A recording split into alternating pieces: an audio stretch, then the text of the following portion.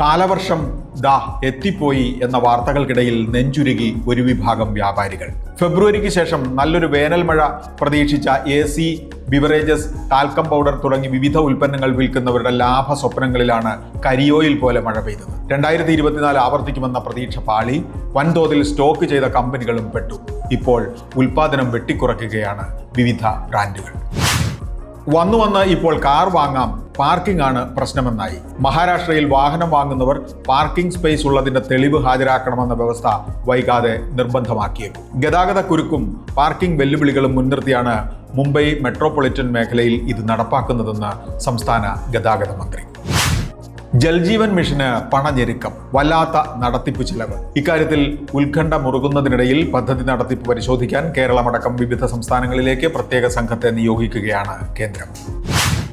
കഴിഞ്ഞ സാമ്പത്തിക വർഷം നാണ്യപ്പെരുപ്പ നിരക്ക് നിരന്തരം ഉയർന്നു നിന്ന സംസ്ഥാനങ്ങളുടെ ഏറ്റവും മുന്നിൽ കേരളം. ശരാശരി 5.88%. ഫെബ്രുവരിയിൽ ഇത് 7.31%.